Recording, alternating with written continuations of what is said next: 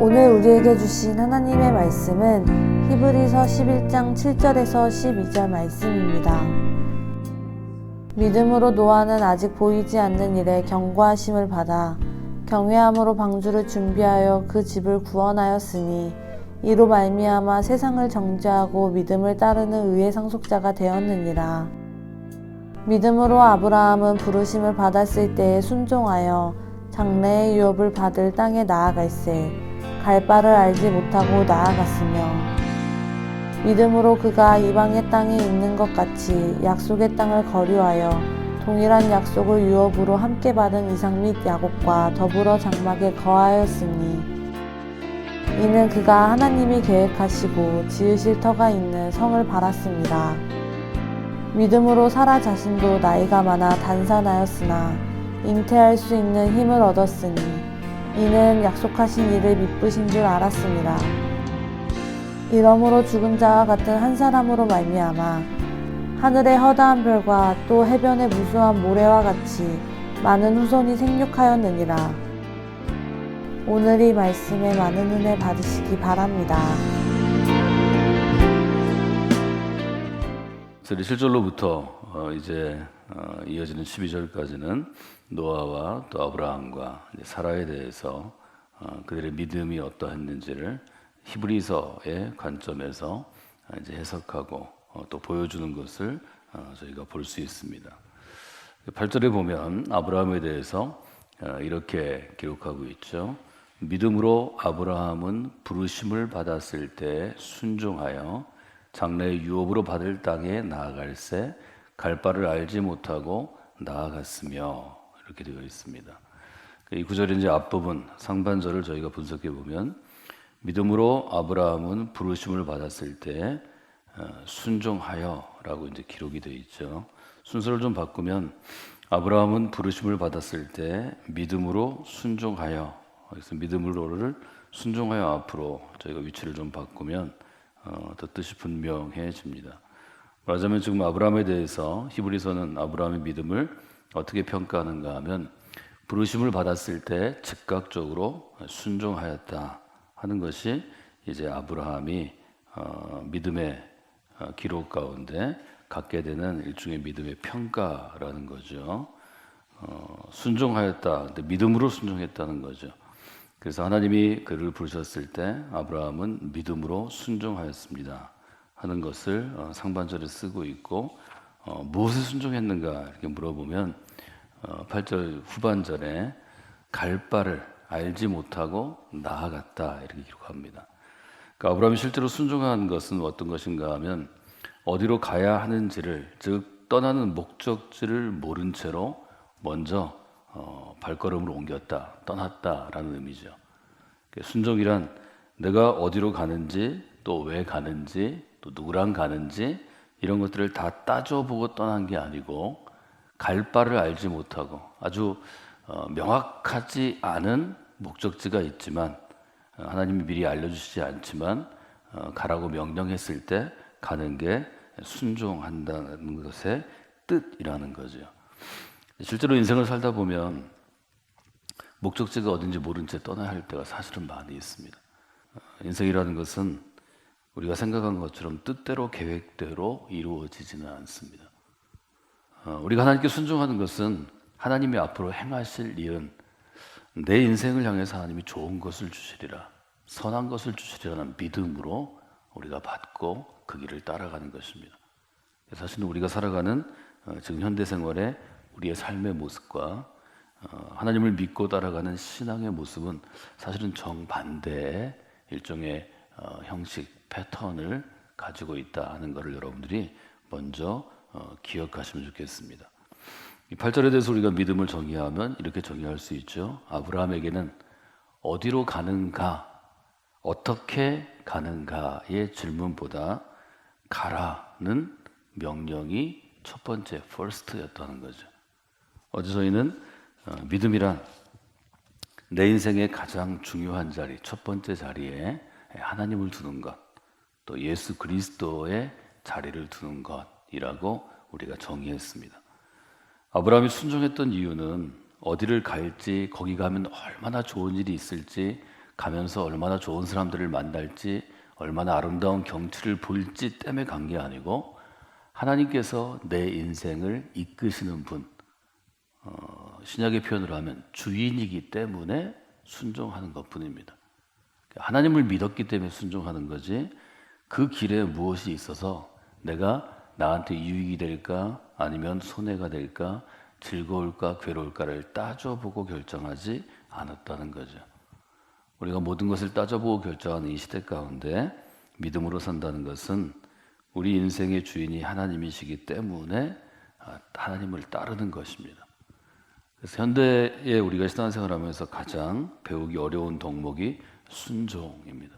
한 목사님이 이 순종에 대해서 아브라함 또 뭐 믿음의 사람들에 대해서 얘기하면서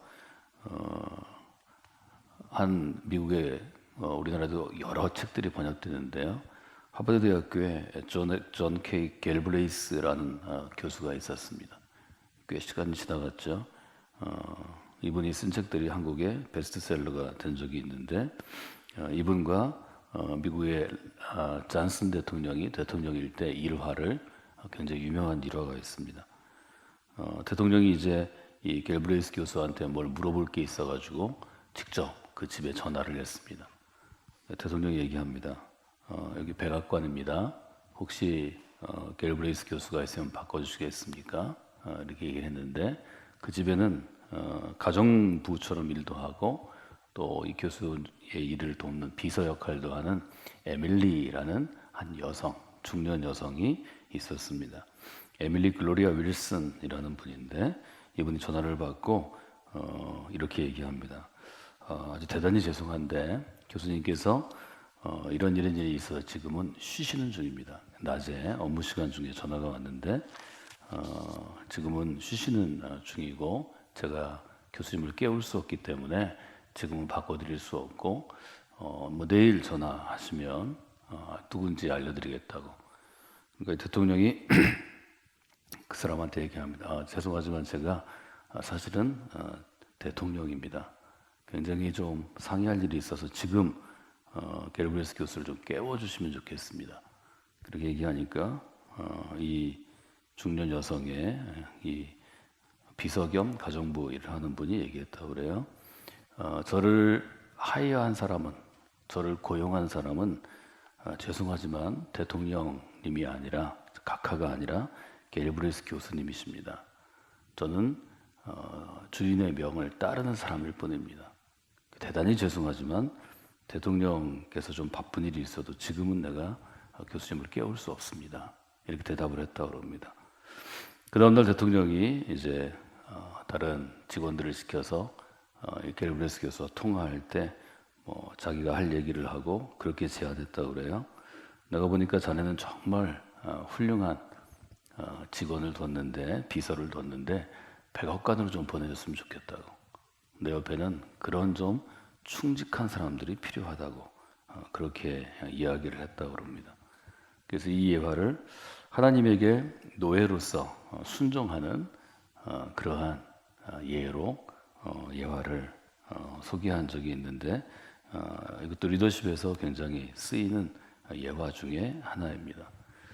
우리가 걸어가는 믿음의 길은 하나님께서 결정하시면 내가 생각이 어떠하든지 또 내 계산이 어떠하든지 따져보지 않고 따르는 것이 우리의 일이다.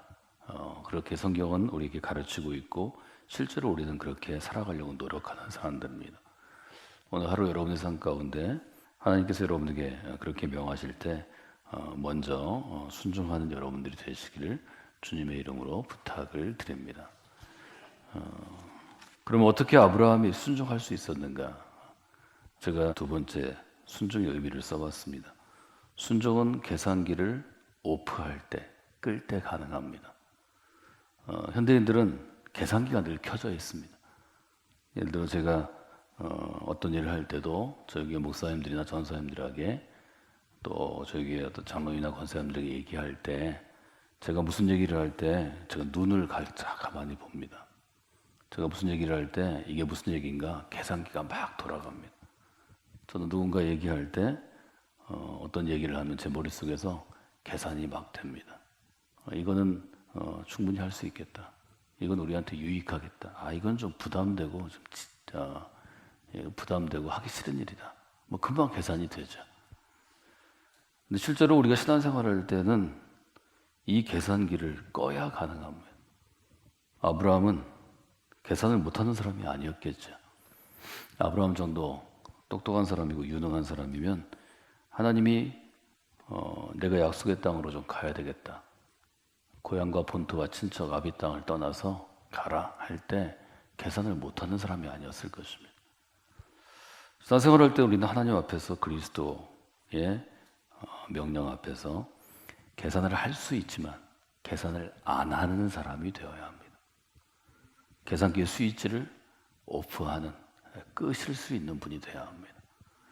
그렇지 않으면 신앙생활할 때 여러분 수준에서 계산하다가 끝납니다. 우리 다 계산할 수 있습니다. 하나님의 계산기에 비하면 용량이 너무 작습니다. 하나님은 우리가 계산할 수 없는 것까지 계산하셔서 우리를 인도하신다고 고백하는 게 합당할 것 같습니다.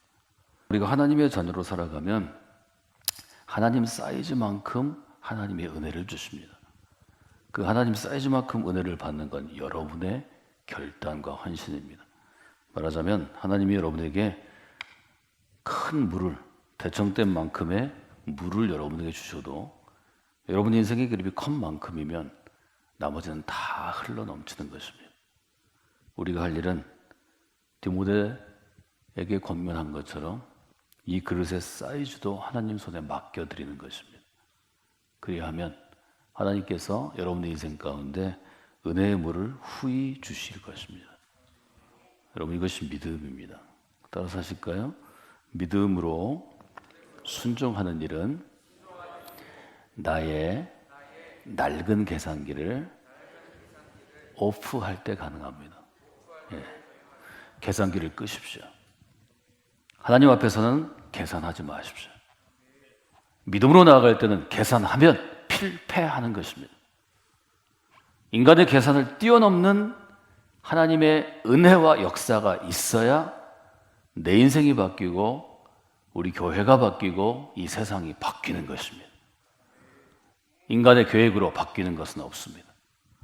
여러분의 인생을 여러분의 노력으로 바꿀 수 없습니다. 아브라함이 있던 곳은 갈대아 우르입니다. 지금 이라크의 고대 유프라테스 강 유역인데요. 고대 문명의 가장 중심지입니다. 아무리 약속의 땅이 좋아도 약속의 땅은 그 당시 가장 번화한 문명지인 갈대아 우르에 비하면 척박한 것입니다. 아브라함도 계산할 수 있었을 것입니다. 갈대아 우르를 떠나서 더 좋은 곳으로 갈 곳은 없습니다. 그것은 하나님이 바꾸겠다고 약속하셨지만 지금은 바뀌지 않은 땅입니다. 그래도 아브라함은 그곳을 떠났다는 거죠. 여러분에게 그런 귀한 믿음의 결단이 있기를 원합니다. 계산해서 지금 나한테 손해가 되는데 길을 떠났을 때 우리를 지탱할 수 있는 건 무엇일까? 그래도 우리를 지탱할 수 있는 게 있어야 되잖아요. 이집트를 떠난 출애굽 사람들, 출애굽의 이스라엘 사람들은 계속 불평하고 원망했습니다. 왜냐하면 광야에서 지금 고생하는 것보다는 이집트에서 고생하는 게 더 좋았기 때문입니다. 이집트는 고기도 좋습니다. 파도 좋습니다. 양파도 좋습니다. 부추도 좋습니다. 과일도 있었습니다. 광야는 그게 없다는 거죠.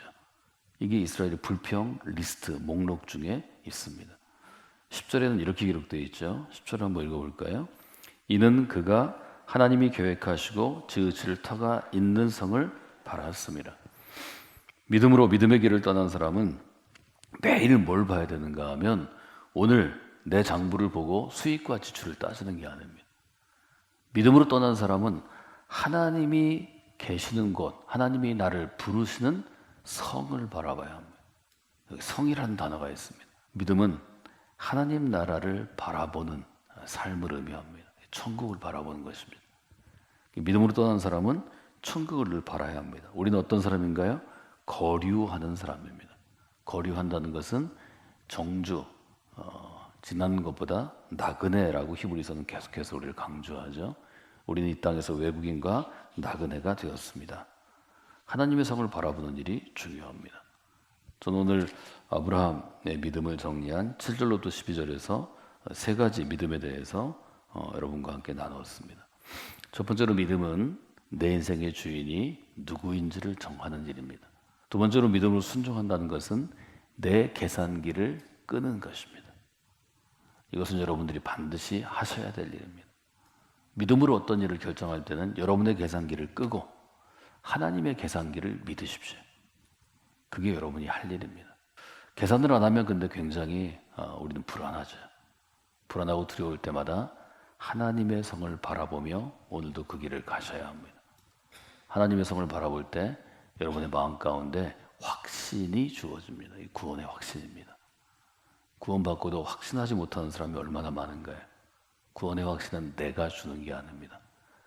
하나님의 성을 바라볼 때 내 마음에 차오르는 것입니다. 물이 차오르듯이 구원의 확신은 차오르는 것입니다.